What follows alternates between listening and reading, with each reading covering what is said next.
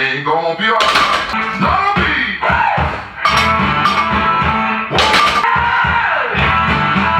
I found you. I'm a hoochie coochie man. The lion. And we'll never miss. And set me free. And I'll say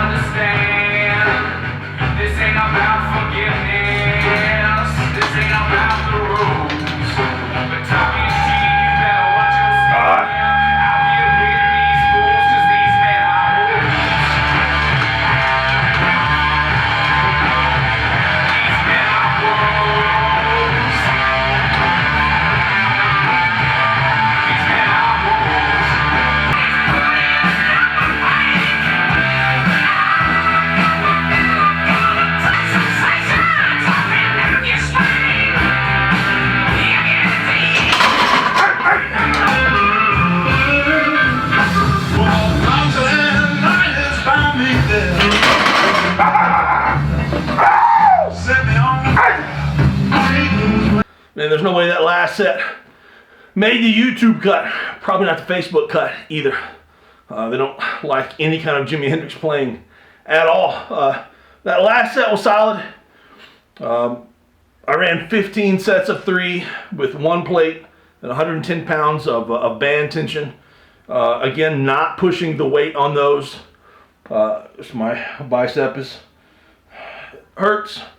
And the bicep connects into the tricep, the rotator cuff, and the pec.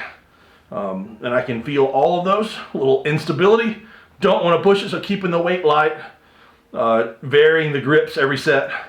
And then trying to do more sets throughout the entire training session. Trying to work the bench press. Work all the press that way. Safest way possible. So,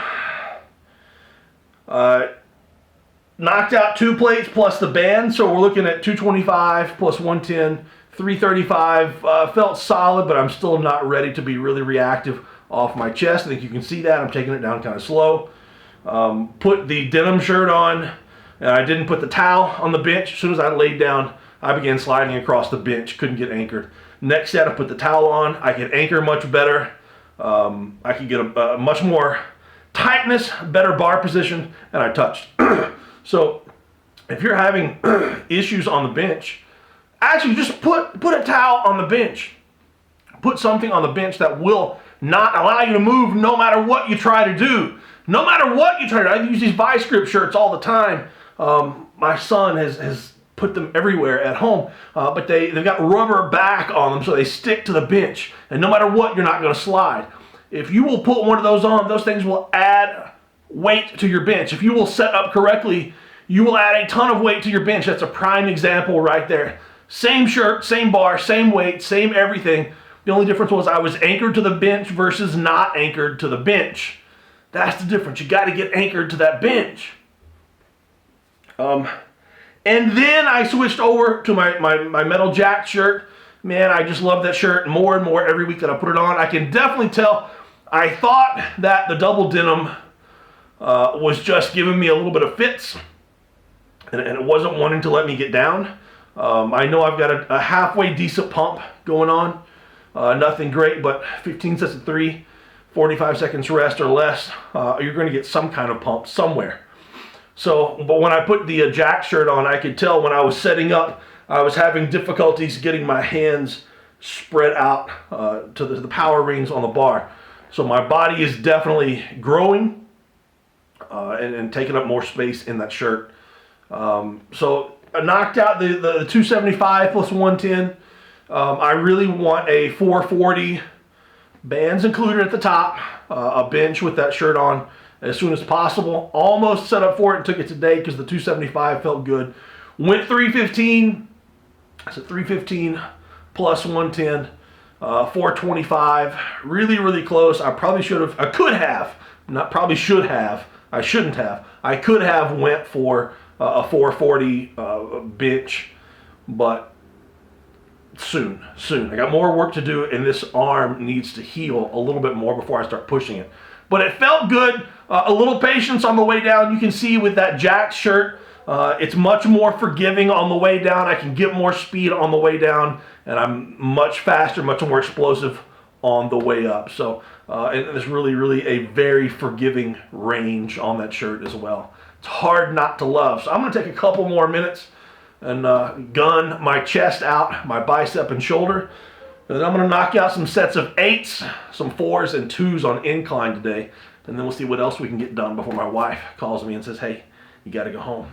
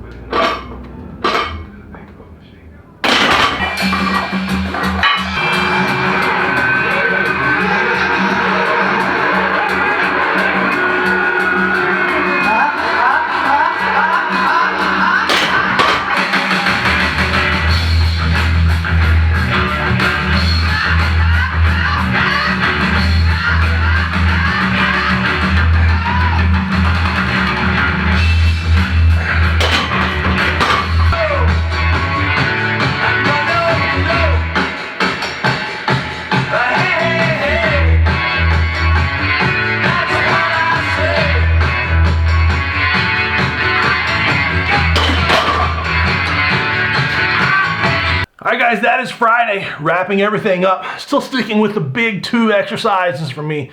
Trying to make steady, hardworking, big volume progress at those. Finished off with the inclines. Went 3 sets of 8s. Remember I introduced 8s into the program a few weeks ago. The higher reps are really rough. Slowly I'll turn those 8s into 4 sets of 10.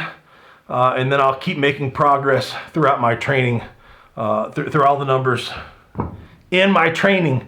4s I increased by 10 pounds, knocked those out. Those are feeling really, really good. Remember last week I took my 5s and used my 4s weights, so I'm slowly progressing everything up into the positive. And then on the 2s I went up 10 pounds as well over my standard sets of 2. Only did 1 set. I could definitely feel that it was working. I was questioning myself, is that last set really worth it? Is it worth it? It might be the last little bit of progress that I need to set me over the top, or it might just set me over the top. Definitely taxing the shoulders, the biceps, and the pecs. And I'm not quite for sure if it's a great way or a horrible way. So I'm going to stop there. I'd rather move on to a different exercise. I did do some biceps over here, just getting the movement into the biceps. It still wants to cramp up pretty bad. I still don't have full range of motion.